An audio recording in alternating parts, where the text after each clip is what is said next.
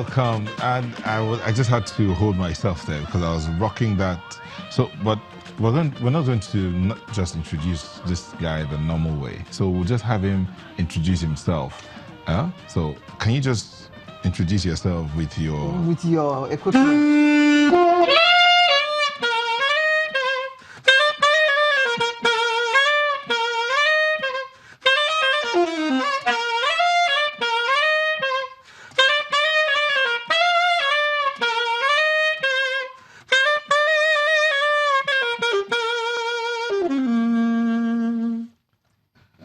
Ladies and gentlemen, Beejay Sax is in the studio. Okay, Bolaji Banjoko Beejay Sax, one of Nigeria's fastest growing saxophonists and entertainers. He's graduated from the Olabisi Onabanjo University with a distinction. Hold on. Distinction in. Drum roll. Mechanical engineering. No, it's not a mechanical engineering. Distinction in. That's you see where I stop. Distinction in mechanical engineering. Distinction. Chai. Bros, at first class you carry the play so.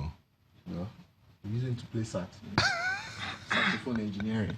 Saxophone engineering, that's a good one. Your professors will be just having tummy ache as they watch you now. Well, they are happy. Is that what this boy is going to do? My God!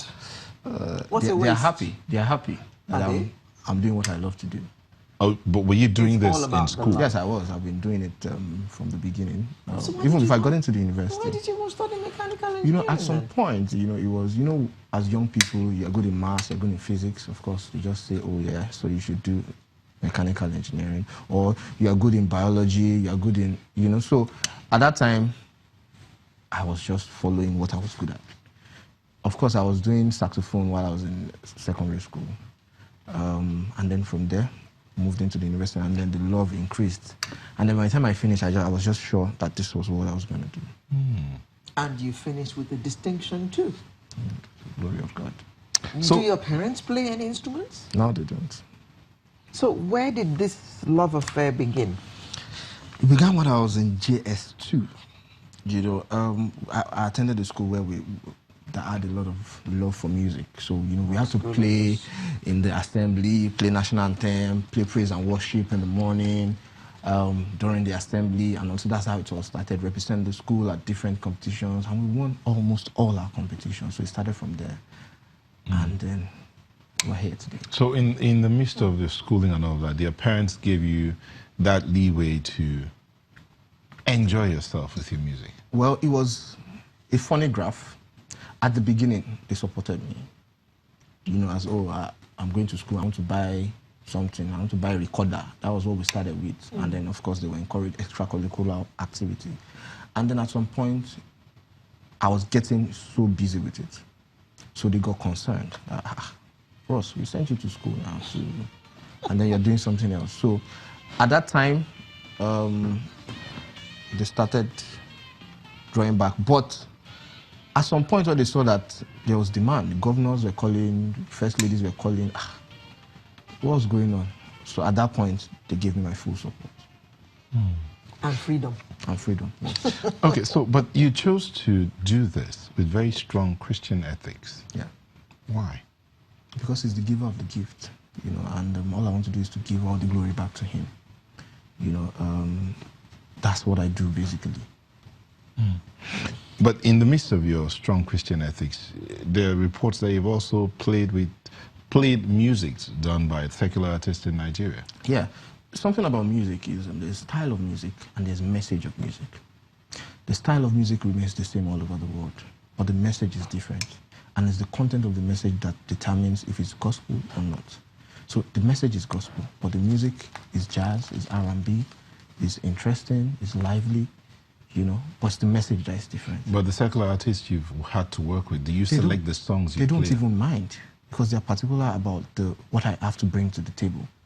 They're particular about how the people want to see, how we're able to move the people, how people appreciate the music itself. Okay. Interesting. And you've actually performed with the likes of D'banj, Nice, P Square, top comedians, and the list goes on and on. Yes, the idea for me is to take things out there. For we that are in the church, we like to do things inside the church. And that's not what it is about. The first place, to take it out there, let people appreciate, let's have influence. Let's influence our society. Let people see that this thing called gospel music can be taken anywhere. Are you passing this on to your children? How many do you have? Do you have any children? Not yet. Not yet. Yeah. But you're hoping to pass it on? Soon. I'm going to leave them to do whatever they want to do, as I was left to do whatever I wanted to do. But does your wife play an instrument? Oh, my wife is not in music at all. She doesn't sing? At all. So what does she do when you, because I'm sure when you're stressed out, you just want to relax, you pick up your sax. So and how does she... making noise in the house, in quotes. Truth to be told, that noise era was a while ago, probably before I got married. Now, I play almost every day. Not rehearse, I have programs almost every day. So most of the time when I want to rehearse, I go to my studio and do my rehearsal. And then sometimes I just want to rest. So something about doing music is anything really, what you do over time, after a while it becomes part of you. So because I play at events almost every day, Monday, Tuesday, Wednesday, Thursday, Friday, Saturday, Sunday, Monday, almost every day. Very busy saxophone. So that gets me busy, that gets me playing all the time, and that improves my craft too. And that gets you playing away from the house. Yes. So you don't get on anybody's nerves. And then when I'm at home, we want to have our time. Now, there are those who will wonder. We've heard about saxophonists in Nigeria and beyond. Are there some that you'd say you model yourself after? Yeah. There are different aspects of saxophone, aspects of life, aspects of models too. Oh, sorry, is it a tenor you play or you play all? Alto. I play all, but I major on the alto. So you know saxophones. I try.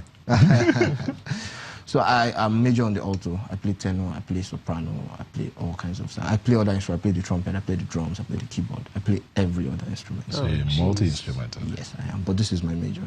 Okay. Yeah. So about the modeling. No, music engineer. Okay. Yeah, this is my major. So you were going to talk about the modeling. I have Gerald Albright, Kekwalum. I like their music a lot, and I love them a lot. I learn from them. Locally here, we have Kunle Ajayi, we have Michael Remo, we have Shegun Layemi. There are a lot of them. Even younger people. There are things we learn from each other. So there are a lot of them. Okay, did you listen to, because sometimes some of your music is somewhat Afro. Did you listen to Fela at a certain point? Fela is one of the pioneer saxophonists. I didn't want to bring him in, but I had to bring him in. So at some point, it's very weird for you to say a saxophonist that didn't listen to Fela or that didn't like Fela. So yeah, at the beginning, Afro music. Front runner. Yeah. So but what is it about the saxophone that makes it so different from the rest of the instruments? I mean, it's a wind instrument. It's like a trumpet. Very noisy sometimes if the person doesn't understand the rudiments. So what makes it so different? The fact that it's a wind instrument, you use air to produce sound. And air is life in itself. Now, moving away from that, saxophone is, unlike the trumpet, it's a soulful instrument. It's a jazz instrument too. So it's a modern wind instrument. So it's totally different from any other instrument. So what would you say are the challenges that come with handling the saxophone? You have to be on your toes. You have to eat. Not really. Playing saxophone is like talking. Yeah, it's like talking. When a child wants to talk in the beginning, it takes a while. And after a while, you have to beg him to stop. So anything you're learning at the beginning, your body, your system has to get used to it. And then once you are used to it, it becomes part of you. So saxophone is like that. Once you learn it the right way, the processing is so easy, no food. And of course, you don't want to do anything hungry. You don't want to go to work hungry. You don't want to play the saxophone hungry too. The number of saxophonists in Nigeria is increasing. Yes. Every day. What do you attribute that to? The success of the craft itself, the success that the instrument comes with, and the fact that people also want to go into music. People want to play good music, you know. Okay. Are you hoping to use your engineering skills at some point in time? I don't think so. I don't think so because my time for music now, music has taken everything, and I don't even have enough yet. So I don't see, and of course, I hope to get better. I hope to get bigger. So I believe this determines. I mean, this needs more of my time, more of my. So I don't see any way. So you mean that there is better? But something about education, either it's mechanical engineering or whatever it is more than the course itself or the profession itself. It's a process of learning. There are a lot of things I learned as an engineer, not probably in engineering itself, but in the educational environment that helps me today. Friends, people, classmates, you know. So it's more than studying a craft. My professors, now they know that I'm a musician, so when they have the events, they call me. If I didn't go to school, I probably wouldn't have met them. Okay. Now